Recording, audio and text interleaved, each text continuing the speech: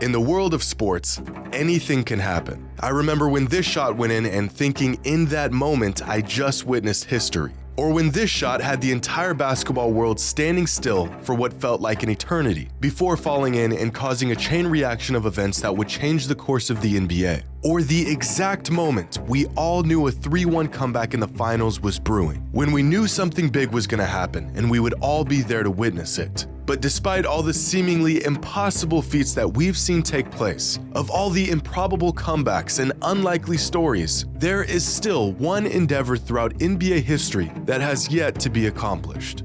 The 0-3 comeback, a deficit that 151 different teams have found themselves in, and none of them managed to pull off, including the team that I bet on. The Heat are going to the NBA Finals. Today's video is sponsored by SeatGeek. My brothers, summer is finally here and events are happening every day. Whether you're a baseball fan, a soccer fan, or you enjoy concerts and festivals, SeatGeek has all of your ticketing needs covered this season. With over 28 million downloads, SeatGeek is the #1 rated ticketing app, and with over 70,000 events happening every single day on SeatGeek, they've got anything and everything you're looking for. I've made it my mission to get out to more Timbers games this summer, and within the SeatGeek app, I can check the status of each available ticket for any game, and with their rating system, I can quickly see which tickets are a good deal, the green ones, and which tickets are a bad deal, the red ones. SeatGeek is safe, it's easy, and it's a guaranteed way to get the best deals for your tickets. And right now, SeatGeek is offering $20 off your first purchase when using promo code Jimmy. I've left a link to download the SeatGeek app in the description below. Just head over, use code Jimmy, and get $20 off your first purchase. After falling to 0-3 in the Eastern Conference Finals against Miami, the Boston Celtics were given a 12.5% chance of winning the series. Odds that seemed unrealistically high considering no team has ever pulled off the dreaded 0-3 comeback. But after rallying together and rattling off 3 of the most important wins of their season, the Celtics found themselves with an opportunity to make history. Coming off of one of the most improbable last-second buzzer beaters to win Game 6, they had all the momentum, the Heat were deflated, everything was in Boston's favor. My playoff prediction had somehow been resurrected. Hope was still alive. And so what did the Celtics do?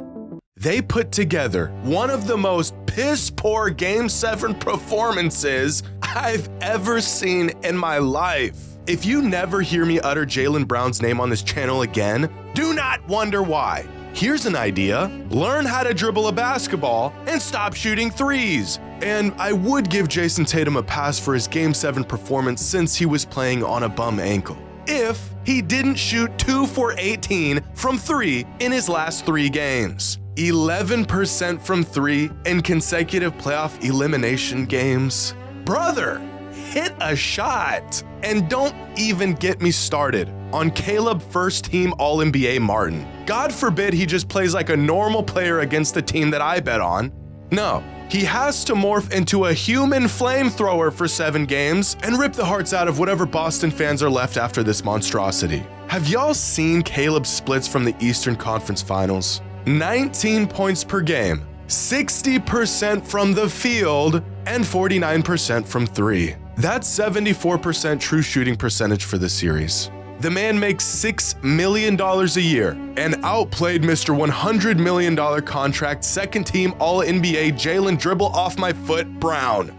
I am sick to my stomach, but I gotta give credit where credit is due. The Miami Heat are tough. They've got a great team with a bunch of guys ready and willing to do whatever it takes to win. There's no ego, there's no drama, it's just great basketball. A few weeks ago, I said that as sports fans, we love the underdog story, despite the fact that it very rarely happens. Well, it just did. Because the Miami Heat are just the second 8 seed in NBA history to make it to the NBA Finals. The last team to pull this off were the New York Knicks in the lockout season of 1999. But what the Heat have done this postseason has actually never been done before. Because the worst regular season team to ever make the finals in the modern NBA were the 1981 Houston Rockets, who somehow made the finals despite having a losing record in the regular season. But this year's Heat team is the first team since the 1959 Minneapolis Lakers to make the finals while carrying a negative point differential throughout the regular season, which means the Heat were essentially a below average team that somehow made it to the NBA Finals. So how does a team with absolutely no business even leaving a mark on the postseason manage to make it to the final stage just 4 wins away from an NBA title?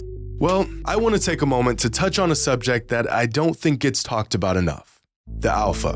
You know how in modern NBA discourse, whenever anyone brings up Mamba mentality, they're laughed at and dismissed like whatever they're referring to doesn't actually exist, or that it's even a misconception of some sort. To this day, especially older fans of the game will talk about how the greatest players of all time had the, don't make me say it, killer mentality. Over the years, this was a critical talking point among NBA fans on why some players found success in defining moments while others continued to fall short. This narrative in particular began to lose its credibility sometime over the last half-decade or so, as any player who didn't win a title was labeled as soft or lacking the killer mentality, despite there being about a million other factors that were failed to be considered. But we just saw firsthand what grit and determination and integrity and this elusive killer mentality that we've been dismissive of for years can do for a player and a team. Is Jimmy Butler more talented than Jason Tatum? No, and it's not particularly close. Is Caleb Martin nearly as talented as Jaylen Brown? Well, after this last series, I'd sure as hell say so. But really, no. Jaylen is the far more talented player. Should Gabe Vincent and Max Strus be starting throughout an entire conference finals series? Well, if talent was the deciding factor, then no, but it's not. When you've got a leader who is willing to do whatever it takes to win and makes no excuses, rises to the occasion, and has the guts, no, the audacity to take on any challenge that stands in front of him, that mindset becomes contagious. Slowly, everyone on your team begins to believe, even if it's irrational, that they too are capable of anything. One of the reasons why I have Kobe Bryant ranked so high among my all-time greatest players, among other reasons, was his attitude towards the game. His fearless approach to whatever or whoever stood in his way was at times a fault, sure, but it was always daring and unashamed. Kobe missed a lot of shots, but one thing he never did was be afraid to take them. Not even for a moment in his entire career did he ever doubt himself. Kobe, similar to Michael Jordan and what we're seeing in Jimmy Butler, was the alpha of all alphas. If they were on your team, winning was not guaranteed, but one thing that was certain was that if they're going down swinging.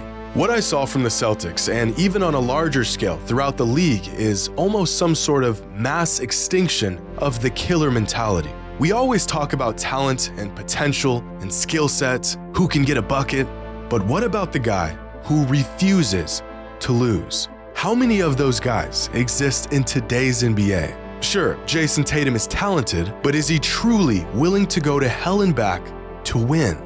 The idea of a player who possesses an unshakable will to win at all costs, a killer mentality, is not just some sort of myth built up on nostalgia or personal bias or narrative. It is a real, tangible thing. It's funny because Jimmy Butler isn't nearly the best player in the NBA, and yet we can't help but to see shades of Michael Jordan in him when he's on the court. It's not because he's an era-defining talent. It's not because he can defy gravity or inspire an entire generation. It's because he's a winner, a leader, the bedrock of what every championship team needs. He backs up every word that comes out of his mouth. He doesn't make excuses. He leads by example, and he will do anything to win. And this isn't just some reactionary take on the outcome of these games. Even if the Celtics won this series against the Heat, I still think the vastly talented duo of Tatum and Brown, like many other players, would have accomplished it off of sheer talent and possibly execution. But what happens when the shots stop falling? What happens when the defense figures you out and your bag isn't enough? What happens when it gets quiet and everyone's looking at you, waiting for an answer?